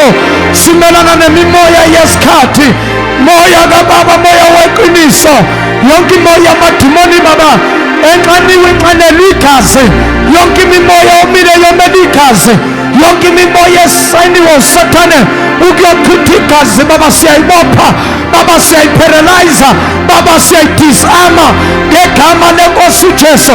Sithi Baba kayinagunya, Baba kayinasabelo egameni likaJesu. Siyalifafaza leli gazi elingayi kuphela amandla, igazi likaJesu siyalifafaza phezu kwemizimba yethu, siyalifafaza phezu kwemindeni yethu, siyalifafaza phezu kwemizi yethu, siyalifafaza phezu kwama-properties ethu, emisebenzini yethu siyalifafaza uNkulunkulu, emigwaqweni emikhulu siyalifafaza emabandleni ngegama likaJesu waseNazaretha. Baba wethu ongcwele, Baba wethu ophilayo, egameni likaJesu Kristu inkosi yethu namandla, Baba wethu namandla, izwi lakho lithi kasiphi isikhali esiloliwe salolelwa thina esiyophumelela.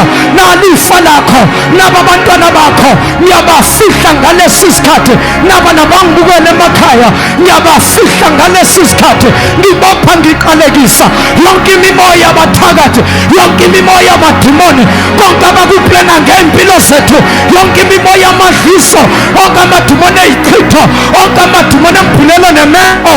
Baba wethu oyingcwele, umoya wesibhamo, umoya womese, umoya wezingozi, ngiyawubopha ngiyawuqalekisa. Thina babifa lakho, thina abantwana bakho, bavikele uNkulunkulu engcwele, bavikele edwala ngegama lenkosi uJesu. Baba wethu namandla, izwi lakho lithi kasikho isikhala esiloliwe salolelwa thina esiyophumelela. Busisana iminikelo yabantwana bakho basayiletha. Baba wethu ongcwele, ngiyakhuleka egameni likaJesu, uqobo lukaNkulunkulu awubekiwe phezu kwempilo yami alusebenze phezu kwempilo zabo, alugashile izibopho, alivule iminyango, alibreak inqalekiso ngegama likaJesu waseNazaretha, ngegama likaJesu waseNazaretha. Siyabonga mlilo odlayo, siyabonga mlilo oqothulayo, siyabonga Jehova Sabaoth, siyabonga uNkulunkulu wempi kaIsrayeli, siyabonga dwala lamandla. In Jesus mighty name. Shaya izandla zakho, shaya izandla zakho, shaya izandla zakho, shaya izandla ubonge, shaya izandla ubonge, shaya izandla ubonge, shaya izandla ubonge uNkulunkulu.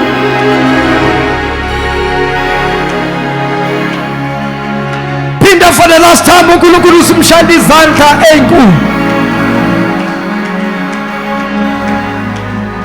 Oh Jesus, for the last time ngicela ibandla lonke siqhobele uYesu isandla esikhulu. Siyabonga kakhulu bazalwane, inkonzo yethu sifinyelele emaphethelweni kubo bonke abasibukele emakhaya. Egameni lenkosi uJesu, ngena kule nkonzo ebalulekile nawe lapha ekhaya. Siyakukhulekela ngegama lenkosi uYesu Kristu umNazaretha longcwele. Ngizocela nje kulesikhathi manje abasizayo ukuthatha umnikelo, cela abaphuthume beze ngaphambili. Soqala bazalwane, sethu umnikelo wethu.